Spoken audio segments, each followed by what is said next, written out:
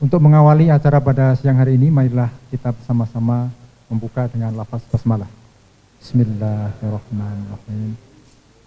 Kemudian pembacaan kalam ilahi akan disampaikan oleh Saudara Rahmat Hidayat. Persilahkan. Assalamualaikum warahmatullahi wabarakatuh.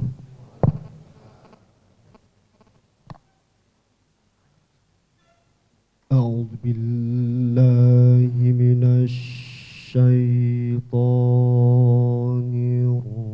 rajim.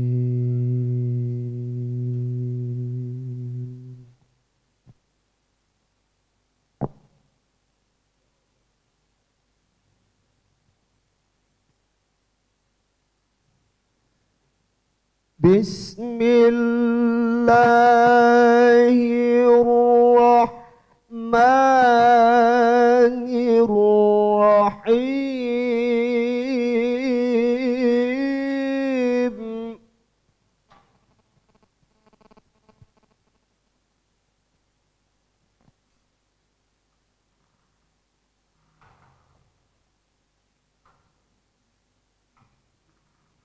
Waltakum minkum ummatun yad'una ilal khairi wa ya'muruna bil ma'rufi wa yanhauna 'anil munkar.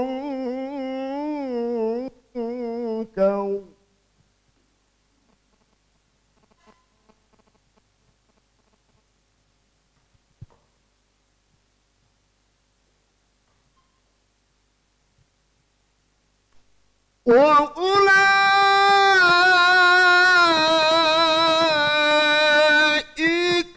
humul muflihun.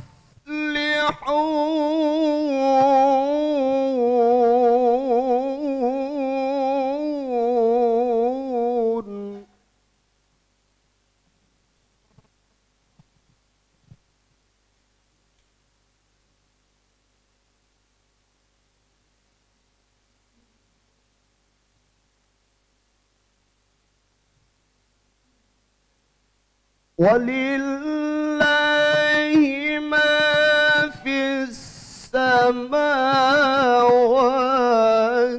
wa ma fil ardh.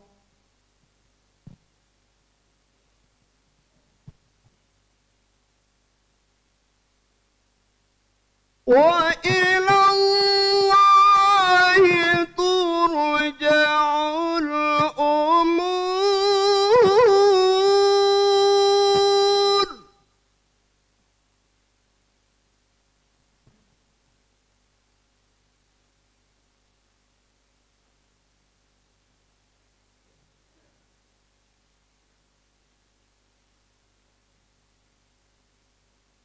Kuntum khayra ummatin ukhrijat linnasi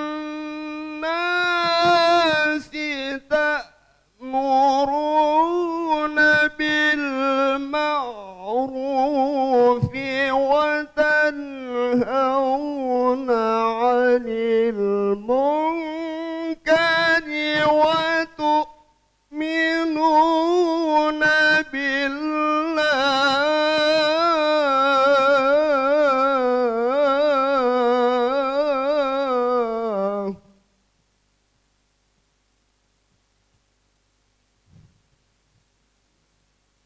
Walau amana ahlul kitabi lakana khairan lahum.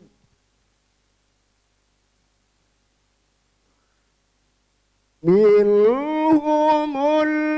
mu'minuna wa aktharuhumul fasiqun.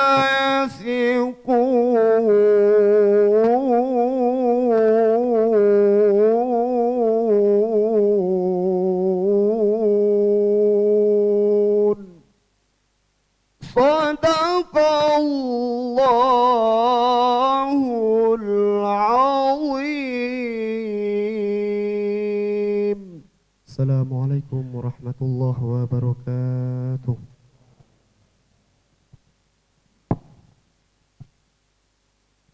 Terima kasih diucapkan kepada Saudara Rahmat Hidayat. Semoga bacaan Al-Quran ini dapat membuahkan hati kita dan semakin mendekatkan diri kepada Allah, dan kita akan semakin banyak berbuat baik. Amin ya rabbal alamin. Menginjak acara kedua yaitu sambutan. Sambutan pertama akan disampaikan oleh Rektor Universitas Ahmad Dahlan kepada Bapak Dr. Kasyarno. Dipersilahkan. Bismillah. Assalamualaikum warahmatullahi wabarakatuh. Alhamdulillah wa syukurillah wa la haula wa la quwata illa billah. Asyhadu an la ilaha illallah wahdahu la syarikalah wa asyhadu anna Muhammadan abduhu wa rasuluhu la nabiyya ba'dah.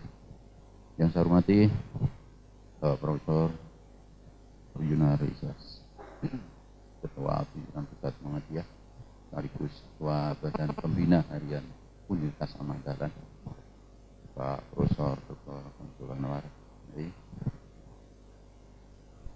Ibu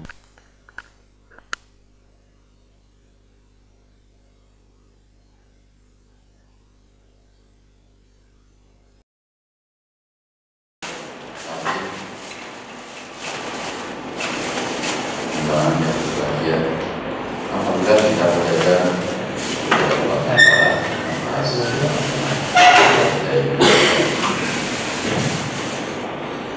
saya sampaikan selamat datang kepada Bapak dan Ibu serta Ibu Wajib ke Kompleks Kampus 4 Ahmad Dahlan yang saat ini baru terdiri dari 2 tim atau tim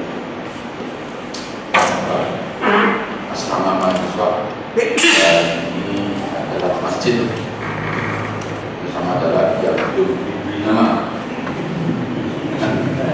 Insya Allah pembangunannya ini sudah selesai, sudah 99% ya, tinggal bersih-bersih saja. Masjid ini merupakan bagian dari kompleks kampus 4 ini yang nantinya akan menjadi kampus utama Wadi.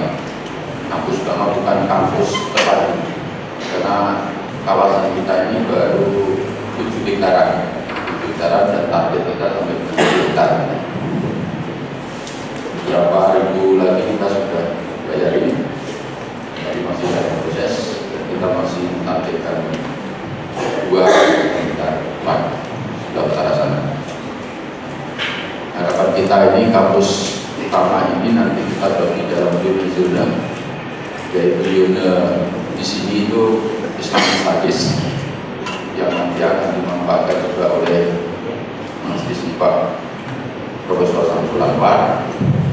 Kalau di sini masih tajid dan tajdid untuk kajian-kajian atau pusat studinya mungkin juga nanti kita akan lengkapi juga dengan kompleks yang kedua, yaitu kawasan akademik yang di situ nanti kita akan bangun itu juga 10 lantai, ada 2 tower dan belakangnya 10 lantai lagi. Di situ akan dibangun observatorium dan juga planetarium harapan kita.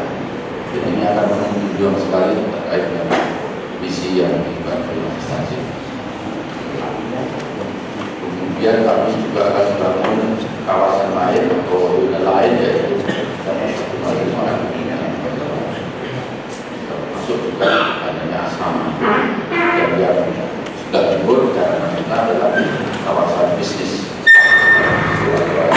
Kalau di Resportorium di Wadi pun nanti insya Allah akan juga ada room yang lain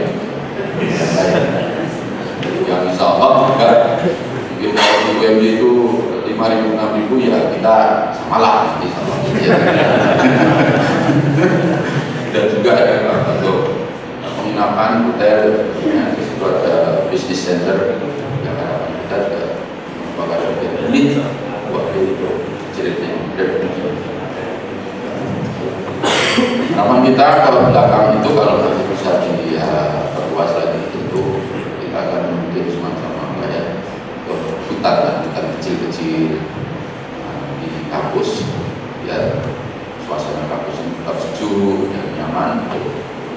berbagai kegiatan, termasuk juga mungkin ada lapangan bola atau kegiatan olahraga yang lain, sehingga kuliah di sini nyaman. Termasuk juga bahwa kampus ini akan dirancang menjadi pusat atau katakanlah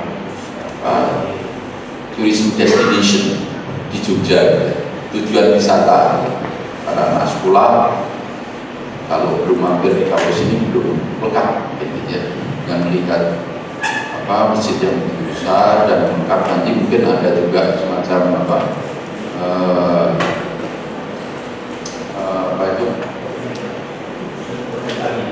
botanical garden, dan juga di sini samping-sampingnya akan dibangun semacam museum sejarah Islam katakanlah, termasuk juga Muhammadiyah.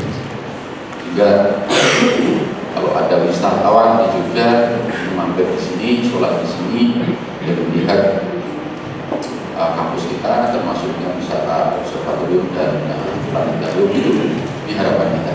Termasuk juga karena kita juga bekerjasama dengan Gunung Merapi, badan vulkanologi itu. Nah, kita juga berharap karena kita punya alat yang sudah diciptakan oleh para mahasiswa kita untuk melihat kondisi Merapi on the spot, katakanlah melalui alat itu dari sini ketinggian 10 lantai itu. Harapan kita betul nanti kampus ini akan menjadi kampus sekaligus menjadi tujuan wisata. Tentu itu akan memerlukan dana yang besar, termasuk ini pun juga sudah menelan biaya kurang lebih 36 sekian, yang menurut rancangan anggaran belanjanya itu 38. Tapi karena kita fakulah tidak ada saving efisiensi di sana sini. Cuma memang waktu pembangunan ini melebihi dari target waktu yang ditentukan. Saya tidak tahu kelebihan berapa bulan, itu semuanya adalah karena salah satunya adalah karena memang kita berharap gedung ini karena monumental, sehingga kita pun menginginkan material-material yang kita pakai itu ya selera kita, bukan selera kalau kita ini bangun dengan secara kontrakkan atau di tenderkan, tentu ya speknya sudah tertentu. Tapi karena ini dibangun sendiri, maka spek-spek itu bisa berubah dalam perjalanan, dan itu juga kadang-kadang sulit mencarinya. Seperti granit di Minares misalnya, itu juga kita datangkan bukan dari Indonesia. Dan itu mencarinya masuk juga entrance yang tinggi itu, sempit itu, bangunnya juga lama. Dulunya cuma dicat aja, mintanya cuma cat gambar, tapi kita ininya granit lah gitu. Problemnya saya yang minta ya tambah indah, nah itu minta granitnya granit dari India. Wah, mengimpornya juga lama ya. Belum lagi masaknya 3 bulan sendiri, padahal tenaganya 3 bulan orang, luar biasa. Jadi maklum kalau misalnya itu kemudian membutuhkan waktu yang lebih lama. Jadi bapak-bapak termasuk ini ya yang berkesempatan pertama untuk bisa Jumatan ini, karena mungkin Jumatan iya pertama kali.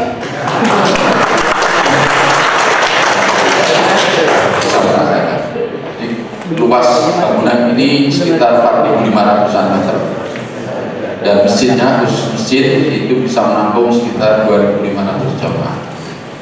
Insya Allah nanti pada bulan Ramadan ini akan kita manfaatkan secara optimal, sehingga kampus ini akan menjadi kampus yang banyak meriah, ramai, dan sebagainya. Masanya juga akan makmur, insya Allah. Karena ini sudah beberapa kali dipakai untuk kegiatan-kegiatan Muhammadiyah.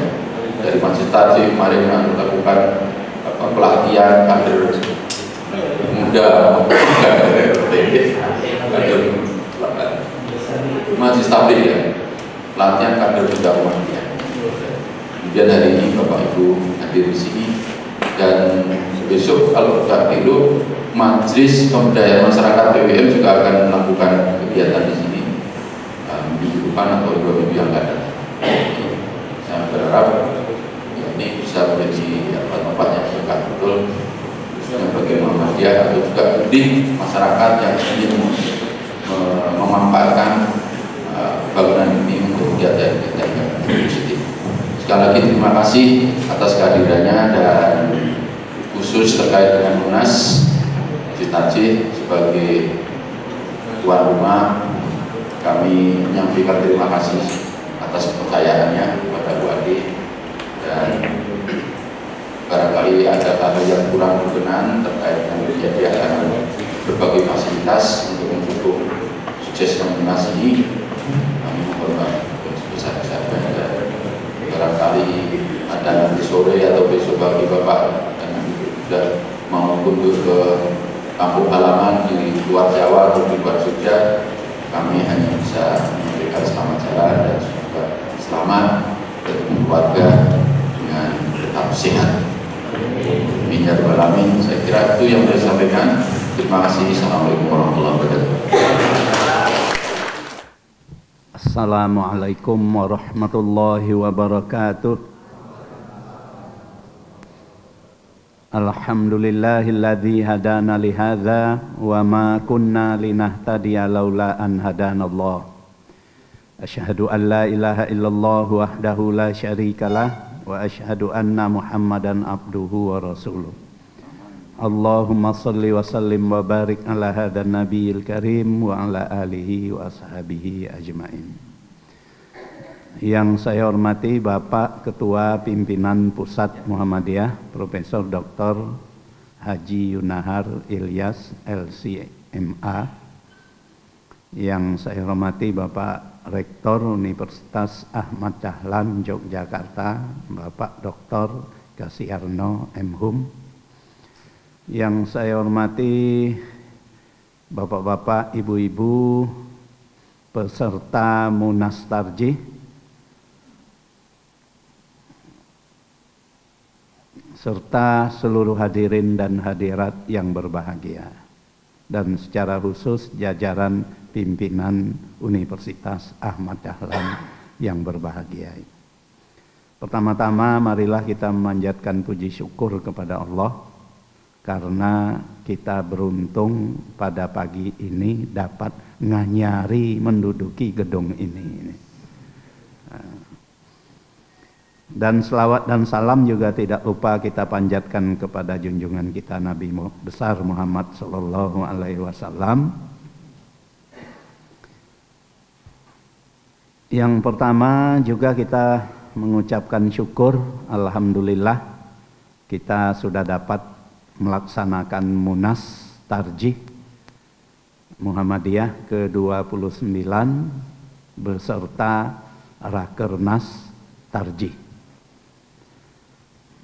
Alhamdulillah kegiatan ini dapat kita laksanakan dengan baik, dan untuk itu yang pertama-tama kami dari Majelis Tarjih mengucapkan terima kasih yang sedalam-dalamnya kepada Universitas Ahmad Dahlan selaku tuan rumah yang menjadi pendukung sepenuhnya moral, spiritual, dan material dari kegiatan Munas Tarjih.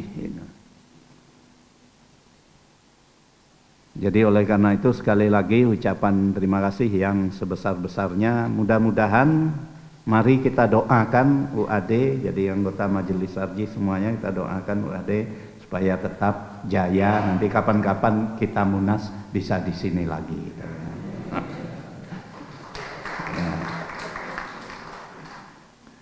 Mungkin kita perlu juga mengucapkan selamat kepada Pak Rektor yang sudah berhasil membangun satu komplek yang cukup megah, yang sangat penting.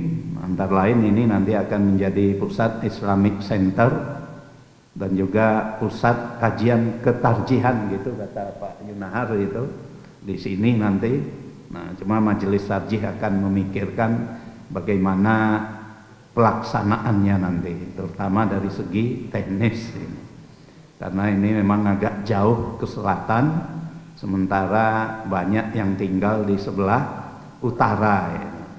Misalnya Ustadz Al-Kabir kita Pak Wawan Gunawan itu yang paling jauh di utara itu, ya dekat dengan LPMP tempat kita bermunas beberapa hari ini. Ya tentu nanti akan kita pikirkan bagaimana caranya itu. Ya tapi ini ruang yang bagus sekali dan sangat inspiratif. Karena di ruang kantor Ahmad Dahlan memang sudah sangat sumpek. Dulu diberi bantuan mebeler oleh UMY supaya agak nampak rapi, tapi tidak bisa juga dirapikan karena berbagai dokumen, kertas itu sudah tidak ada tempat lagi untuk meletakkannya, sehingga bergeletaan di atas lantai. Di samping buku-buku tua yang ada dalam lemari juga sudah kurang sedap dipandang, sebagian sudah dimakan ngengat ya. Sehingga kalau masuk ke situ tidak merasa nyaman.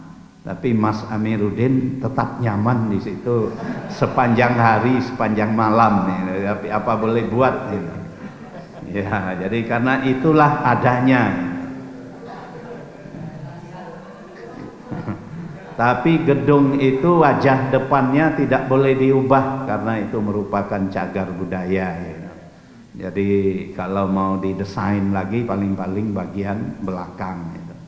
Nah oleh karena itu kalau nanti kita mendapat tempat di sini mungkin lebih nyaman sesuai dengan zaman modern sekarang ini, sehingga tarjih itu tidak hanya memikirkan tidak hanya mengembangkan pemikiran, tapi juga lingkungan tempatnya bekerja juga sangat layak gitu. Nah, jadi oleh karena itu kita ucapkan terima kasih pada Rektor Universitas Ahmad Dahlan yang telah menyediakan fasilitas tersebut. Bapak dan Ibu sekalian, saya juga merasa gembira Munas kali ini lancar dan saya lihat pembahasan-pembahasannya mungkin lebih intensif dibandingkan Munas awal tahun lalu di Palembang. Karena Munas tahun lalu di Palembang itu materinya sangat padat dan banyak gitu. Sehingga tidak cukup waktu untuk mendiskusikannya. Sedangkan pada Munas kali ini memang kita hanya membahas dua materi ketarjihan yang pokok, yaitu tuntunan sholat, karena Majelis Tarjih belum punya buku tuntunan sholat, sementara dari daerah-daerah dan dari berbagai tempat selalu menagih ke Majelis Tarjih. Alhamdulillah bisa kita susun. Kemudian yang kedua, kita bisa juga membahas secara lebih intensif, yaitu fikih kebencanaan. Jadi suatu prinsip-prinsip agama Islam, bagaimana kita menghadapi bencana. Jadi kita bagaimana menjadi warga yang siap hidup di suatu lokasi yang sangat akrab dengan bencana. Karena Indonesia ini khususnya pantai selatan negara kita, sejak dari bagian barat Sumatera, bagian selatan Pulau Jawa sampai ke sebelah timur, naik ke utara sampai ke Halmahera, itu adalah apa yang disebut sebagai ring of fire. Jadi cincin api yang sewaktu-waktu bisa meledak gitu. Nah, sehingga kita harus siap bagaimana kita harus hidup dalam alam yang seperti itu. Selain itu juga mungkin banyak bencana-bencana yang bukan karena takdir Tuhan, tapi karena ulah kita sendiri. Itu juga perlu penanganan, perlu norma-norma untuk menghadapinya dari segi fikih. Tahun lalu alhamdulillah kita sudah membuat fikih air, karena masalah air juga masalah yang sangat penting dan kita akan mengalami krisis air. Air tanah kita dari tahun ke tahun turun. Jadi problem air bukan hanya kurang air tapi juga kelebihan air. Jadi banjir. Nah, mungkin air laut kita naik terus. Saya membaca sejarah perjalanan para pedagang muslim itu, dia mengatakan laut kita itu dangkal. Saya itu orang Natuna, sudah sangat biasa berlayar di laut, menurut saya sangat dalam. Tapi mereka mengatakan dangkal itu. Ya mungkin pada ratusan tahun yang lalu laut kita itu mungkin memang dangkal, tapi air laut terus naik karena pencairan es di kutub ya naik, sehingga sekarang sudah lebih dalam lagi. Ya, jadi hasil Munas tahun lalu sudah kita kirim ke pimpinan pusat Muhammadiyah, tapi kita dapat memaklumi karena sangat tebal, hampir 200 halaman. Saya membayangkan Ustadz Yunahar membacanya itu mungkin perlu waktu 3 bulan ya. Jadi karena beliau juga sibuk gitu. Nah, jadi karena itu sampai sekarang alhamdulillah tanpisnya belum keluar ya Pak Yunahar. Nah, jadi karena memang tebal gitu. Kita pun menggodoknya lama. Jadi bukan sekedar mengedit, karena seperti tadi malam itu kita serahkan ke pimpinan Majelis Sarjih, pimpinan pusat, kita serahkan gini-gini. Ya, jadi kita itu pulang dari Munas itu kerja kerasnya lebih lagi dari Munas Pak. Kalau Munas kan sambil ngopi itu bercengkrama membahas, tapi nanti kita di Majelis Tarjih itu kalau sudah pulang itu yang istilahnya lintang pukang gitu ya. Nah, berhari-hari kita harus konsinyering biasanya di Kaliurang itu untuk mencermati kembali hadis yang muncul, apakah itu sahih, kalau sahih dalalahnya apa sudah benar apa tidak. Nah, itu memakan waktu yang sangat lama sekali. Jadi lebih lama dari Munasnya. Jadi memperbaiki dan membereskan hasil-hasil Munas itu juga cukup lama. Tapi ya memang itu tugas kita semua itu. Jadi oleh karena itu mungkin seperti di dalam tuntunan sholat yang kita bahas, tidak semuanya dibahas. Memang kami tidak berpretensi untuk itu dapat semuanya dibahas. Kita memang prioritaskan beberapa aspek saja yang akan kita bahas. Oleh karena itu aspek-aspek yang belum dibahas, jadi Bapak dan Ibu dari Majelis Sarjih Wilayah dan Daerah dapat membahasnya sesuai dengan perhatian Majelis Sarjih Wilayah dan Daerah masing-masing. Seperti basmalah yaitu belum terbahas, juga salam meskipun sudah diputuskan dalam Munas Sarjih yang lalu, tapi nampaknya di lingkungan kita masih kontroversi, ya monggo-monggo saja untuk dibahas kembali itu. Itu terbuka saja karena kita ini bukan suatu majelis yang doktriner, dan saya tidak menginginkan menjadikan majelis sarjih itu sebagai sumber doktrin yang tidak bisa dibantah. Kita hidup dalam alam demokrasi, alam terbuka, dan di dalam pedoman penjelasan majelis sarjih yang dikeluarkan oleh Kiai Haji Mas Mansur pada tahun 36, pada waktu itu beliau baru menjabat sebagai Ketua PP Muhammadiyah yang baru. Pada saat itu dia memberi penerangan tentang tarjih. Penerangan itu keluar karena ada beberapa kondisi. Yang pertama, warga Muhammadiyah itu terlalu kultus terhadap putusan tarjih sehingga tidak bisa lagi diganggu gugat itu. Nah, itu juga suatu yang kurang positif. Oleh karena itu dikeluarkanlah, itu pada halaman terakhir HPT dikeluarkan penjelasan tentang tarjih, bahwa apa yang dihasilkan oleh majelis tarjih itu adalah apa yang pada saat mereka membahas itu dapat mereka lakukan secara maksimal sesuai dengan kemampuan pada waktu itu. Kemudian penjelasan itu juga menyatakan bahwa itu terbuka untuk dikaji. Dalam arti hasil keputusan tarjih itu dalam bahasa HPT itu tidak menjatuhkan pendapat lain yang tidak dipilih oleh tarjih itu. Nah, oleh karena itu dalam penjelasan itu juga dinyatakan kalau ada para alim ulama yang melakukan pengkajian dan menemukan argumen-argumen yang lebih baik, maka silakan dan disampaikan ke majelis arji untuk dipertimbangkan kembali. Kalau argumen yang lebih baik itu memang lebih baik adanya, maka kita harus siap dan terbuka untuk menerima argumen-argumen tersebut. Jadi itulah prinsip dalam tarjih. Jadi oleh karena itu manhaj tarjih itu salah satu isinya adalah apa yang disebut wawasan. Jadi manhaj tarjih itu terdiri dari merupakan komponen-komponen yang terdiri dari wawasan, kemudian pendekatan, kemudian metode, dan kemudian prosedur teknis.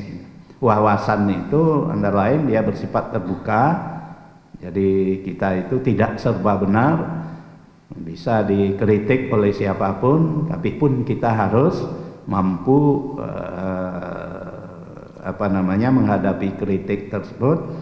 Kemudian dia tidak berafiliasi mazhab, artinya tidak mengikuti mazhab tertentu. Cara istinbat kita langsung kepada sumber-sumber orisinal Al-Quran dan Hadis, sedangkan pendapat mazhab itu sebagai bahan rujukan untuk dipertimbangkan.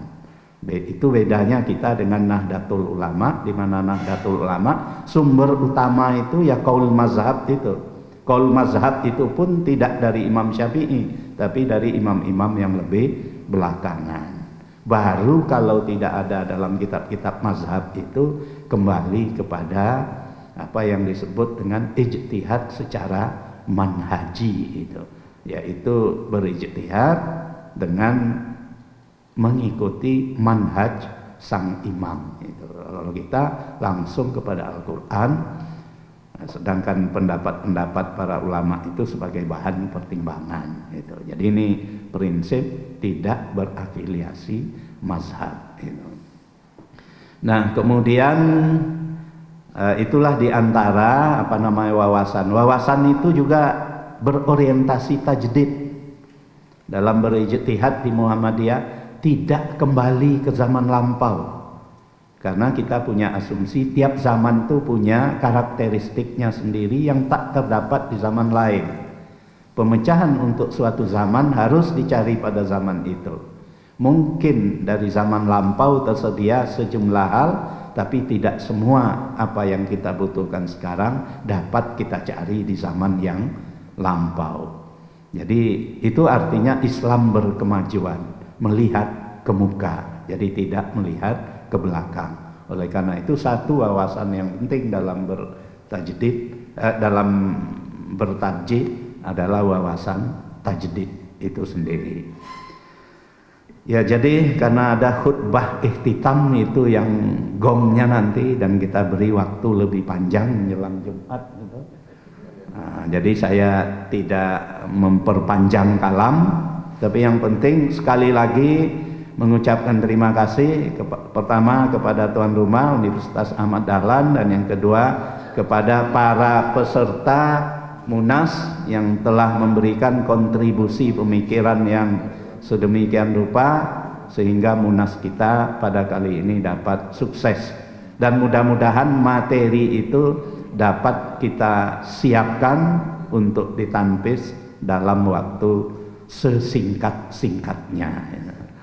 Demikian saya akhiri. Wassalamualaikum warahmatullahi wabarakatuh.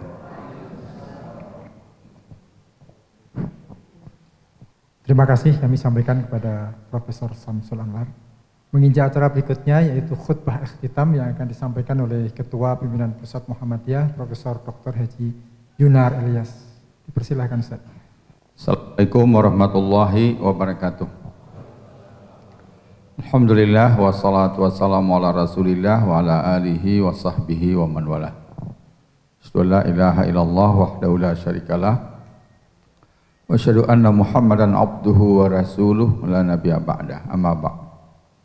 Yang terhormat Ketua Majelis Tarjih dan Tajdid Pimpinan Pusat Muhammadiyah Profesor Dr. Samsul Anwar, yang terhormat Bapak Rektor Universitas Ahmad Dahlan Pak Dr. Kasyarno, para Wakil Rektor, yang terhormat para pengurus Majelis Tarjih dan Tasdid Pusat, yang terhormat para peserta Musyawarah Nasional Tarjih yang berbahagia. Atas nama pimpinan Pusat Muhammadiyah, ya, kita memberikan ucapan terima kasih kepada Majelis Tarjih yang sudah melaksanakan Munas dan pada peserta yang sudah serius mengikuti, dan juga terima kasih kepada Mumtaz Ahmad Dahlan yang telah menjadi fasilitator yang baik. Yang disebut tadi moral, spiritual, dan material. Pokoknya semualah. Dan sekaligus juga ini tadinya dari awal kita berniat Munas Tarjih itu di sini, di gedung ini Munas Tarjih. Tapi kemudian karena pertama tempatnya tidak terlalu besar, walaupun sebenarnya bisa disambung keluar, tapi penginapannya yang masih sulit, karena kalau dipakai persada, itu asrama di sini namanya persada, harus memulangkan santri atau mahasiswanya kan tidak mungkin, diusir dulu pergi itu nggak bisa. Dan kalau tinggal dicari hotel keliling, mungkin habis waktu di jalan, maka WR2 yang bertanggung jawab kalau salah tempat itu memutuskan cukup dibawa ke sini pada hari Jumat untuk acara penutupan dan sekaligus memulai Jumat yang pertama di masjid yang belum bernama ini. Gedung ini memang dirancang sejak membuat gambarnya untuk kepentingan tarjih. Ya, sejak awal didiskusikan di PP Muhammadiyah dengan UAD. Ini gedung yang sekarang kita pakai ini tempat halakah tarjih, sehingga hanya didesain untuk 100 orang. Kalau halakah kan nggak banyak-banyak, 100 orang. Di sebelah sana itu perpustakaan, dan mungkin di tengah-tengahnya bisa dibikin meja bundar untuk diskusi yang lebih kecil. Di sebelah sini ada ruangan untuk konsultasi, mulai cari jodoh, boleh di sana nanti. Konsultasi masalah-masalah agama, masalah apa, disediakan ruangannya. Nah, terus di sana itu ada ruang kosong bisa dipakai untuk bazar, pameran-pameran buku, untuk kajian-kajian, dan sebenarnya bisa juga untuk mantenan. Nanti kalau ada pengurus Majelis Tarjih yang belum menikah, boleh di sini. Ya, kalau pengurus gratis ya. Tapi untuk yang kedua nggak bisa. Nah, ini tempat yang sangat baik ya. Rencananya kita belum diskusikan. Untuk lantai 1 ini kawasan ini namanya Pusat Tarjih Muhammadiyah. Baru di atas ini masjid, ya masjid. Masjidnya belum diberi nama. Dulu kita pernah tawarkan kepada Dubes Saudi, kalau mau bayar biayanya semua kita kasih nama rajanya. Kalau rajanya dulu Abdullah ya namanya Markas Al-Malik Abdullah bin Abdul Aziz Al-Islami. Tapi kalau cuma kasih sedikit ya markas saja dapat. Kalau enggak, kalau tambah lagi agak separuh ya dapat Markas Al-Malik saja, enggak lengkap namanya. Kalau lengkap kita abadikan, tapi kayaknya nggak mau mereka kasih lengkap. Dan komplek seluruhnya sementara itu namanya Islamic Center. Nah, jadi Islamic Center Universitas Ahmad Dahlan. Nanti kalau lihat ke atas di sebelah sana entry apa namanya itu ya, entrennya itu luar biasa, itu bagus. Bangunnya sulit. Kemudian di lantainya itu ada dibikin saf-saf, dibikin kayak saf. Walaupun saya mengusulkan supaya jual kopi lah di situ, bagus itu. Jadi bikin meja-meja habis sholat Jumat gitu ya, habis sholat duduk situ sambil minum-minum, wah itu asik gitu. Tapi saya kemudian ngusul begitu dikomentari, dasar orang Padang pikirannya jualan aja.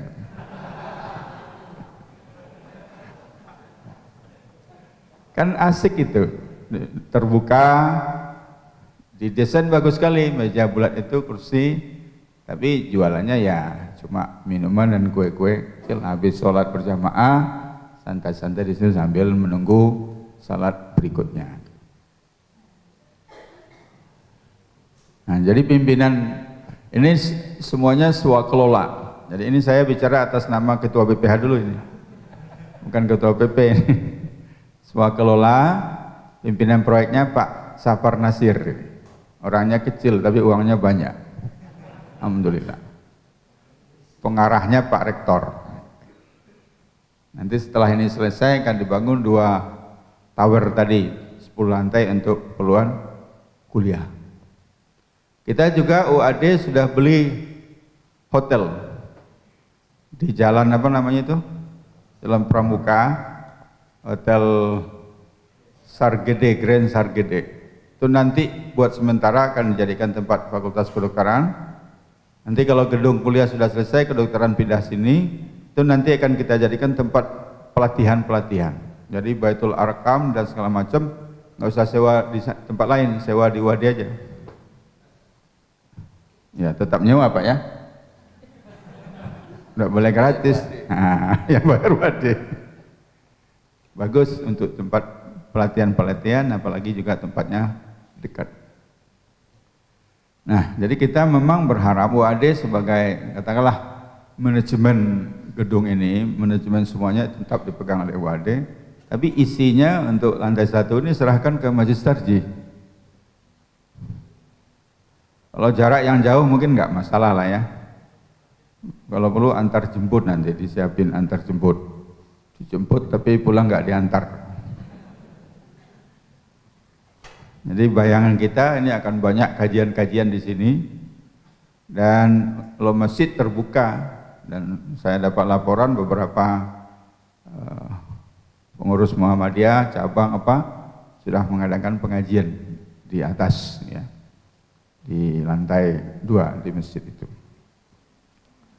Nah, hadirin berbahagia, memang seperti dikatakan oleh Pak Din Samsudin dalam acara pembukaan bahwa wajah Muhammadiyah itu bisa diwakili oleh Majelis Tarjih karena itu otaknya di situ. Sehingga roh ya dari Muhammadiyah itu ada di Tarjih dari segi pemikiran yang penjaga akidahnya, penjaga ibadahnya, penjaga nilai-nilai di Muhammadiyah itu ada di Majelis Tarjih. Sehingga memang pimpinan pusat Muhammadiyah itu agak mengistimewakan Majelis Tarjih. Cuma kalau majelis-majelis lain, kalau dananya yang disiapkan 1 tahun udah habis, nggak boleh minta tambah. Kalau Tarjih, PP nggak berani nolak. Nggak berani nolak. Bahkan kalaupun proposalnya belum jadi juga masih boleh. Nah, karena ini majelis yang jangan dibebani urusan-urusan cari uang lagi, karena mikirnya aja udah berat. Coba membahas sholat saja sudah berapa kali munas itu enggak selesai-selesai. Enggak selesai-selesai. Apakah salamnya lengkap sampai wabarakatuh atau sampai warahmatullahi, itu menghabiskan banyak energi. Kalau jamaah tinggal nanya, kritik, tapi kalau Majelis Tarjih, apalagi kalau sudah menyangkut dalil, saya dapat laporan itu betul-betul harus hati-hati. Makanya sensor terakhirnya ada sama ketuanya. So, kalau di Muhammadiyah itu warga kita itu sangat kejam ya untuk dalil-dalil ini. Salah sedikit aja dalilnya, hadisnya, marahnya bukan main.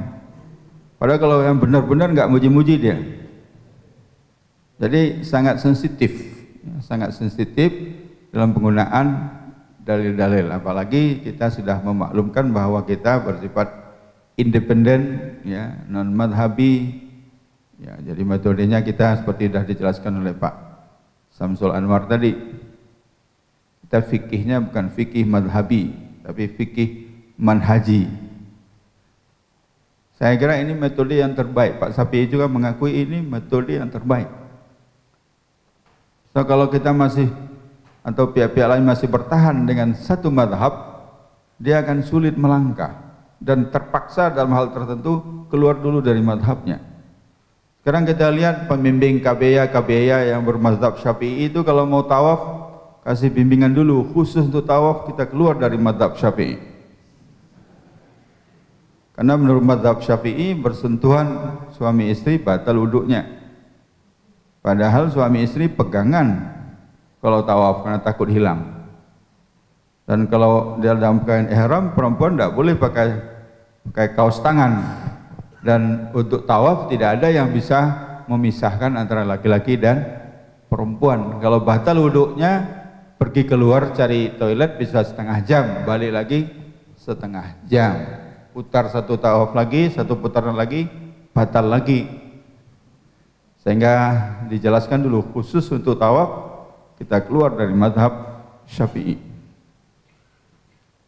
Cuman saya sering sampaikan kalau di daerah-daerah, di tengah-tengah atau di dalam kelebihan kita yang tidak bermadhab, yang fikih manhaji itu ada kelemahannya. Sebab warga kita sudah terlanjur faham bahwa Muhammadiyah tidak bermadhab. Oleh sebab itu mereka, walaupun tidak pernah diarahkan untuk itu, untuk anti madhab, tapi prakteknya di lapangan warga kita tidak membaca fikih-fikih madhab. Tidak mau lagi baca fikih madhab Syafi'i, madhab Hanafi dan lain-lain itu. Karena kita Al-Quran dan Sunnah saja. Nah, jadi sangat tergantung fikih manhaji ini dengan penguasaan kita terhadap Al-Quran dan As-Sunnah. Tatkala kita tidak mengkaji Al-Quran dengan serius dan intensif, dan tidak mengkaji juga hadis dengan serius dan intensif, lalu apa pegangan kita? Kitab kita fikih enggak? Al-Quran enggak? Hadis enggak? Maka paling banyak itu pegangan cuma HPT, padahal baru 1 jilid ya, yang sudah dicetak gitu ya. Tapi kalau bahannya sudah banyak, himpunan putusan tarjih, itu pun banyak warga kita yang enggak baca. Bahkan ada ketua PDM yang begitu melihat kitab itu langsung muji, wah bagus ini, di mana bisa beli buku ini? Baru sekali itu dia lihat, udah abad kedua baru dia lihat buku HPT, bagus nih. Rupanya ada problem lain di perserikatan kita ini adalah sosialisasi. Majelis Tarjih sudah bekerja keras untuk bikin tuntunan sholat, tuntunan haji, tuntunan macam-macam itu, tapi nggak nyampe ke bawah. Kalau tarjih juga ditugaskan untuk sosialisasi, sungguh berat. Selama ini yang ditugaskan seorang Muhammadiyah, maka seorang Muhammadiyah pernah dipanggil oleh PP Muhammadiyah. Kenapa tidak disebarluaskan? Dia bilang kita pendekatannya bisnis, kalau nggak pesan nggak dikirim. Loh, bagaimana orang pesan kalau mereka nggak tahu? Kan sudah diiklankan di majalah. Ya kalau mereka beli majalahnya. Akhirnya PP memutuskan dikirim. Jadi kumpulkan buku-buku kita itu, dikirim ke PDM, bukan wilayah. 500 lebih PDM. Ternyata nggak nyampe juga ke bawah, karena begitu diterima ketua PDM, dia simpan sendiri. Nggak nyampe lagi. Nah, harusnya dengan struktur yang sudah sangat rapi, pusat, wilayah. Jadi tatkala pimpinan wilayah dikumpulkan di pusat, mendapatkan informasi apapun, dia harus segera sebarluaskan ke daerah. Begitu daerah menerima informasi dari wilayah, dia harus segera sebarluaskan ke cabang. Begitu seterusnya. Kalau ini bekerja dengan efektif, semua yang kita keluarkan nyampe. Tapi rupanya ada yang tidak bekerja secara efektif, akhirnya nyangkut. Jadi problem kita ada dua. Satu, problem tidak mengkaji Al-Quran dan As-Sunnah dalam hal apapun. Sehingga dengan demikian kita sering menyatakan, atau warga Muhammadiyah, mungkin pengurus Muhammadiyah juga, oh Muhammadiyah itu jalan tengah, wasatiyah, wasata, umat wasata, kita itu moderat. Tapi ada seorang anak muda di Muhammadiyah yang nulis, yang kritis saya terkesan dengan tulisannya. Dia mengatakan, jujur saja, apa betul kita itu moderat? Apa betul kita itu jalan tengah? Apa bukan karena kita nggak tahu yang kanan itu apa, yang kiri itu apa? Sebenarnya kita nggak ngerti yang radikal itu apa, yang liberal apa, yang kanan apa, yang kiri apa, kita nggak tahu. Maka yang paling aman menjawabnya kita adalah jalan tengah. Kita itu moderat, aman. Untung nggak dikejar terus. Moderat seperti apa? Biasanya kalau ditanya lagi, moderat seperti apa? Ya sesuai dengan Al-Quran dan As-Sunnah. Bolak-balik itu lagi. Kita Al-Quran dan As-Sunnah. Jadi memang disambil memproduksi keputusan-keputusan ini, tentu juga saya dengar sudah ada di satu komisi bagaimana untuk melakukan kaderisasi. Pak Samsul Anwar dulu di PP pernah nyampaikan untuk kebutuhan kita butuh ulama untuk tingkat lokal itu 5.000 apa 50.000 Pak? 8.170 tuh Pak, 8.170. Kalau diharapkan dari PUTM setiap tahun tamat 30 orang laki-laki, 30 orang perempuan, itu berapa puluh tahun bisa tersedia. Makanya didorong oleh PP kampus-kampus yang lain di samping PUTM, Sobron, Malang, Medan kita dorong juga, UAD, semua itu dorong, sehingga di seluruh perguruan tinggi Muhammadiyah yang namanya Fakultas Agama Islam itu bukan profit center, tapi itu cost center. Jadi rektor mat pun nggak usah hitung-hitung biaya kalau untuk studi Islam, ya Pak ya, nggak usah dihitung. Ya program misi nggak usah dihitung, biar WR2 aja yang menghitung. Harus begitu. Karena melalui jalur formal, melalui pelatihan-pelatihan kita butuh. Kalau enggak, warga kita nanya pakai SMS kepada siapa saja, lalu dijawablah oleh kelompok-kelompok lain, oleh faham-faham yang lain, maka masuklah faham-faham lain itu ke Muhammadiyah, lalu jadi problem.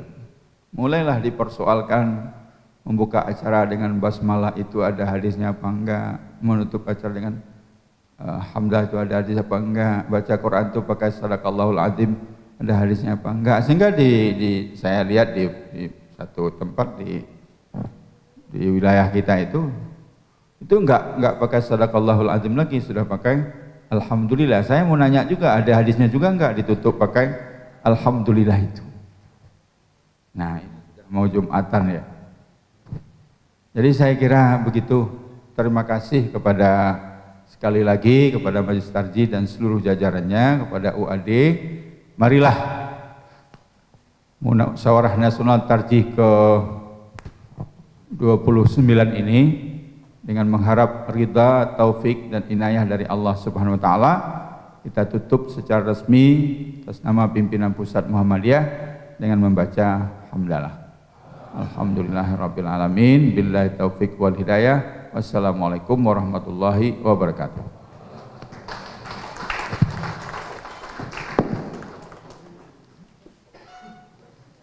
Terima kasih kami sampaikan kepada Ustadz Inhar, dan menginjak acara terakhir untuk menutup sesi terakhir ini, marilah kita akhiri dengan melafazkan hamdalah. Alhamdulillah rabbil alamin.